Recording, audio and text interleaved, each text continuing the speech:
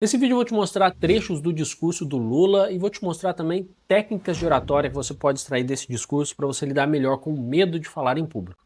E a primeira técnica eu chamo de o porto seguro, a memória autobiográfica. Isso ajuda você a lidar muito melhor com o medo de dar branco, de esquecer. Assiste esse trecho aqui para você entender.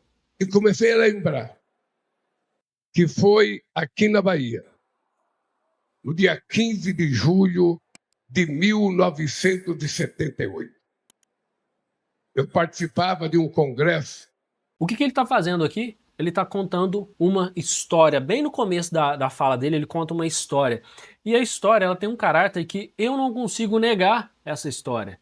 Ele está simplesmente lembrando memórias dele ali. E é muito mais fácil para ele lembrar memórias. É muito difícil dar o branco. E qual que é a sacada? Quando você começa com uma história, além de ser uma coisa que dificilmente as pessoas vão questionar, uma história pessoal sua, dá tempo de você se acalmar. Dá tempo de vocês sentir no palco, o olhar das pessoas, anda um pouquinho ali, sente como que a coisa está acontecendo, você se acalma e a chance de você ter branco ficando mais calmo é muito menor. Ou seja, a história dá tempo de você se acalmar. Mas tem uma questão nisso aí. É porque você, lembrando das suas coisas, com um certo medo, você pode ainda lembrar de forma meio robótica. E isso pode passar, na verdade, uma experiência ruim para você e para quem te escuta. Mas para isso tem a técnica 2, que é a autenticidade radical, ou a quebra de protocolo. Dá uma olhada quando o Lula fez isso aqui nesse minuto, olha só. Os meninos da USP, da PUC, procuravam lá o sindicato para conversar comigo e fazia a seguinte pergunta: Ô Lula, o PT é tático ou estratégico? Olha, puta que pariu, lá quer saber se ele é tático ou estratégico. É só um partido. Porra, eu já estava tirando o partido, eles queriam saber se era tático ou estratégico. Percebe que ele não tentou agradar tudo a todos de qualquer jeito, ele abandonou a ideia de preciso ser perfeito. Foi muito autêntico quando ele falou. E isso faz com que quando ele traga as suas memórias, essa autenticidade dá mais vitalidade para ele. Por isso que você deixa de ser tão robô ao lembrar das suas memórias quando você valoriza quem você é. E quando ele critica o intelectualismo, fala palavrão, de alguma forma é como se o público entendesse e passasse para o público e para ele mesmo. Não, eu não quero isso, eu sou assim e tá tudo bem. Mas tem um risco por trás disso, que quando você é extremamente autêntico, você pode começar a ser autêntico sozinho. Você tá tão bem consigo mesmo que você se afasta do público, vai na boa, na sua. E aí tem a ideia da técnica 3, a retomada de controle. Vou te mostrar o trecho da retomada de controle, mas antes, se você estiver curtindo esse vídeo aqui, te fazer um convite gratuito para você receber mais conteúdos como esse e ainda me ajudar a expandir o canal. Se inscreve nesse canal aqui, por favor, isso faz uma diferença gigante para mim, para o canal. E se você já tivesse inscrito, se você quiser fazer isso, uma outra gentileza que eu te peço, já de uma vez, aperta o botão curtir e aperta o botão do sininho para você ser notificado dos próximos vídeos, tá bom? Muito obrigado. Então vamos ver aqui a técnica 3 sendo colocada em prática. Eu fui que eu pensa que eu não estou olhando todos vocês com o celular aí. Quem está fotografando, tudo bem. Mas tem gente que fica procurando notícia. Quem está procurando notícia não está prestando atenção no que está acontecendo aqui. Esse é o dado. Esse é o dado. Ó, todo mundo com o celular no colo. Eu não sei quem que essas pessoas esperam que vai ligar para ele. Se o Trump ligar, não é para vocês, é para mim. Se o Putin ligar, não é para vocês, é para mim. Então, por que fica todo... O que ele fez nesse momento? Ele estava sendo autêntico, mas em determinado momento percebeu que as pessoas estavam se desconectando dele. Em vez disso gerar medo nele como apresentador, ele encarou de frente o problema e falou: pessoal, vocês estão no celular, vocês têm que olhar para mim. Se o Putin for ligar, se o Trump for ligar, ele vai ligar para mim. E nisso, ele quebra o padrão de pessoas que têm medo, que ficam acuadas. Não, não fique acuado. Às vezes, o fato de você enfrentar o problema traz até uma certa leveza para a sala. E no caso, ele enfrentou, você vê que as pessoas riram da situação. A risada, o enfrentar o problema, diminui a sua carga de perfeição mais uma vez. E isso diminui o seu medo de falar em público. Tá tudo bem se as pessoas ficarem no celular, tá tudo bem se acontecer algum problema ali imprevisto, encare o problema de frente. E essa é a técnica da retomada de controle. Mas existe um risco nisso, que é você acabar aparecendo muito impositivo, muito ditador. E aí a gente tem a técnica 4 que ele utilizou também, que eu chamo de humanização da hierarquia. Vamos ver um trecho aqui. Tenho muita sorte na vida e uma delas é saber escolher meus vices. Eu tive o Zé Alencar e agora eu tenho o Alckmin. Então, eu duvido que algum presidente tenha tido a sorte de ter os vices que eu tenho. O que ele está fazendo aqui? Ele está trazendo algumas pessoas que são autoridades naquele contexto e está se referindo a elas como amigos, como pessoas. Ele falando que tem sorte de ter contato com aquelas pessoas. Então, mais uma vez, ele sai do pedestal, ele sai daquele nível de hierarquia, coloca-se mais assim, gente como a gente. E como você pode fazer isso? Também tratando as pessoas que estão ali na plateia de uma forma menos hierárquica, de uma forma mais respeitosa como amigo, ou até você admirando essas pessoas. Isso tira você do pedestal, coloca você mais um nível humano e mais uma vez você tira o peso de ser perfeito, porque tá tudo bem você admirar a sua plateia e não ser o admirado. Olha que diferente, você admirando as pessoas. E tá tudo bem, já que você é o admirador, você também não é perfeito. Isso te ajuda a ter menos medo de falar em público.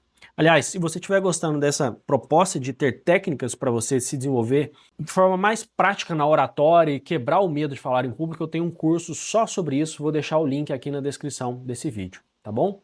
Mas tem um risco nisso aí, que é quando você humaniza, você está ficando muito igual a todo mundo, talvez as pessoas vão perguntar assim, será que você tem capacidade técnica? E aí, em alguns momentos, você precisa encarar essa questão técnica de um jeito um pouco diferente para tirar o peso em cima de você. Eu chamo isso de ignorância estratégica, ou uma vacina anti-intelectualismo. Olha esse trechinho aqui. Eu lembro de uma crítica que o Luiz Carlos Prestes fez a mim, num debate em Cajamar, foi o seguinte: ele me achava um bom operário, mas ele tinha uma crítica, porque eu não era um operário científico. Cacete, além de ser operário, eu tinha que ser científico, pô. Ou além de ser operário, usar macacão, trabalhar 10 horas por dia, fazer 2 aulas abertas e ganhar pouco, o cara queria que eu fosse científico. Bem, aqui o que ele está falando? Ele está falando que ele não sabe. Porém, olha que situação. Ele está falando que ao mesmo tempo que não sabe, mas ele está ali como uma autoridade que teve resultados. E o que eu quero te mostrar é que você pode sim admitir que você não sabe as coisas. É claro que se você não souber nada, não faz nem sentido você estar ali. Mas algumas coisas está tudo bem você falar eu não sei, principalmente quando você já tem resultado. Isso te dá uma sustentação muito forte e tira o peso de você ter que saber tudo. Você não precisa saber tudo. Em alguns contextos, principalmente nos empresariais, por exemplo, o resultado fala muito forte. Ou mesmo no acadêmico, talvez você não saiba tudo, mas você tem algumas linhas de pesquisa que você esteja bem. E o Lula também, ele falou, poxa, eu era um operário bom, mas pô, agora queria que eu fosse operário científico. Então assim, assumir a sua ignorância em alguns aspectos técnicos ajuda você a lidar melhor com medo de falar em público. Porém, as pessoas podem também começar a questionar, peraí, será que essa pessoa é boa o suficiente? O que está sustentando ela ali, se ela não está sabendo nesses pontos específicos? E aí, além do resultado que você traz, que a sua bagagem, a sua autoridade perante o resultado que você já é bom, você também pode usar a técnica que eu chamo de a profissão de fé. Eu vou mostrar quando o Lula apresentou isso no discurso dele. Olha esse trecho. Cada deputado que vai abrir a boca, ao invés de falar excelentíssimo deputado, fala do feminicídio. Vamos transformar isso numa profissão de fé, se a gente quiser acabar com a violência contra a mulher nesse país. O seu discurso pode ser muito bom tecnicamente, você pode ter sua autoridade técnica, mas quando você também coloca no seu discurso que existe quase que um desafio moral, que existe um grande chamado por trás do que você está fazendo, que nem ele colocou aqui, pessoal, vamos transformar isso aqui numa profissão de fé. A tendência é que você consiga uma energia extra para colocar para as pessoas, falar, gente, isso aqui é mais do que a gente está lidando nesse nível, tem um nível muito maior disso, tem um impacto muito grande. Esse chamado para o impacto é um chamado não só para as pessoas, mas para você mesmo.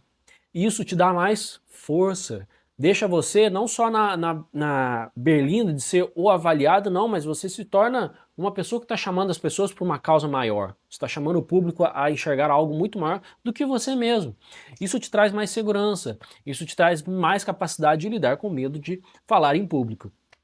Mas por fim, as pessoas podem duvidar da sua capacidade. Tudo bem, você está me chamando, esse chamado é importante, tem essa técnica, mas será que você, por exemplo, tem energia para isso? Será que você tem capacidade? Talvez as pessoas questionem a sua idade, a sua experiência, se é homem, se é mulher, a sua origem, sei lá o quê.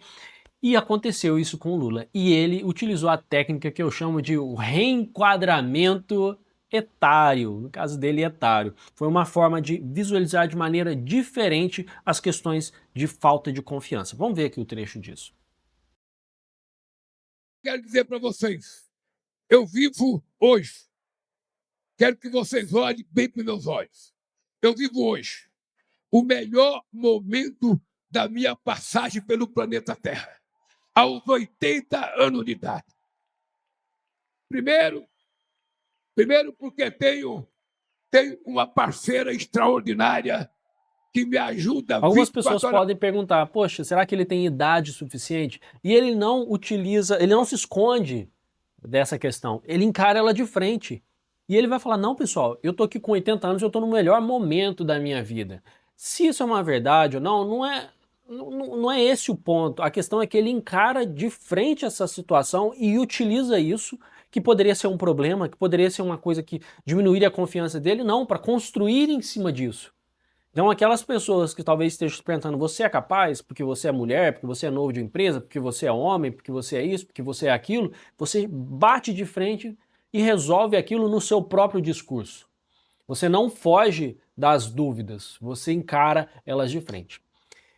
Tendo dito isso, existe um último problema, e uma técnica, um problema em torno disso tudo, da gente estudar pessoas que falam bem, e eu vou te trazer uma última técnica.